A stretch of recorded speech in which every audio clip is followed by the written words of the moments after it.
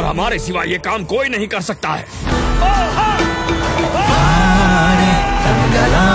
So guys finally চলে এসেছে চিয়ান Vikram star film থাঙ্গালানের trailer. তো সেটারই রিভিউ করবো এই ভিডিওতে।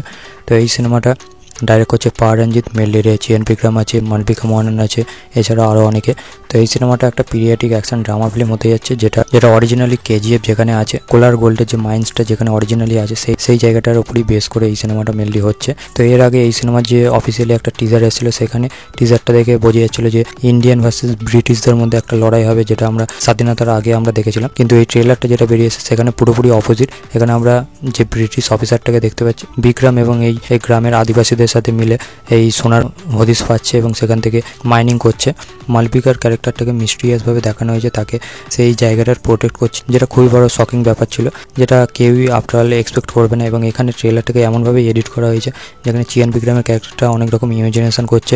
তো সেখান থেকেও হতে পারে যে তার ইমাজিনেশনে এই মালবিকার ক্যারেক্টারটা আসছে, সে এইগুলো ভাবছে, এরকমটা হতে পারে। তো এই সিনেমার আফটার অল কি গল্প হতে যাচ্ছে পুরোপুরি মেকার্সরা জানাতে যায়নি এবং বেশিরভাগটা তারা একটা রহস্যের মধ্যে রেখে দিয়েছে।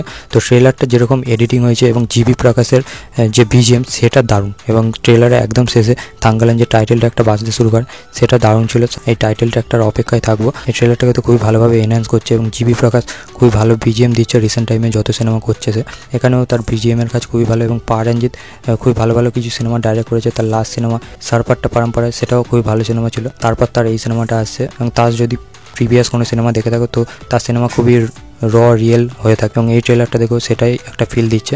প্রত্যেকের প্রস্থেটিক মেকআপ থেকে শুরু করে যে সেটআপের মধ্যে তাদেরকে দিয়ে শ্যুট করিয়েছে, তাদেরকে যেমন দেখতে লাগছে পুরোপুরি সেই আদিবাসী একটা ফিল দিচ্ছে এবং পুরো একটা অথেন্টিক ফিল আসছে। ভালো রকমই সিনেমাটার পিছনে খরচ করা হয়েছে, প্রায় 100 কোটি বাজেট তো হবে। সেখান থেকে দেখলে প্রোডাকশন বাজেট খুবই ভালো খরচ করা হয়েছে এবং সেগুলো ফুটে আসছে। মাইনাস পয়েন্টের মধ্যে কিছু দৃশ্যে ভিএফএক্স বা গ্রিন স্ক্রিনের কাজ বোঝা যায়, যেটা সিনেমার মধ্যে কিছু ইমপ্রুভ আমরা দেখতে পাবো। আফটার দেখা যাক সেটার কতটা ইমপ্রুভমেন্ট থাকে সিনেমার মধ্যে। আফটার ট্রেলারটার এডিটিং খুবই ভালো হয়েছে। এছাড়া মাইনাস যে পয়েন্টটা বলতেই হবে, যেটা হলো সংকেত মাত্রাকে দিয়ে এখানে ভয়েস দেওয়ানো হয়েছে বিক্রমের ভয়েসে, তো সেটা একদমই জাস্টিফাই করতে পারছে না। সে অনেকটা ভ্যারিয়েশন আনার চেষ্টা করেছে, কিন্তু সে একটা হিরোইক ক্যারেক্টার খুব ভালোভাবে ভয়েস দিতে পারে।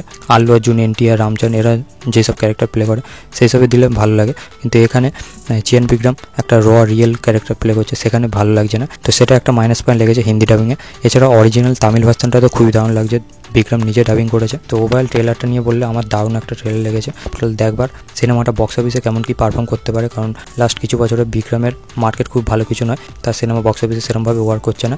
শুধুমাত্র পনিয়ান সেলভান ছাড়া সেটা একটা মাল্টি স্টার ফিল্ম ছিল। আপনার দেখা যাক এই সিনেমাটা বক্স অফিসে এসে কেমন কি পারফর্ম করে এবং হিন্দি মার্কেটে সিনেমাটা কোনো রকম ছাপ ছাড়তে পারে কিনা সেটাই দেখবার হবে। তো এটাই আমার ওভারঅল ওপিনিয়ন এই ট্রেলারটা নিয়ে। আপনারা যারা দেখেছেন তাদের কি ওপিনিয়ন অবশ্যই কমেন্ট করবেন। আমার এই ভিডিওটা ভালো লাগলে লাইক করবেন, শেয়ার করবেন, চ্যানেলে নতুন হয়ে চ্যানেলটিকে সাবস্ক্রাইব করে দিবেন। Till then by.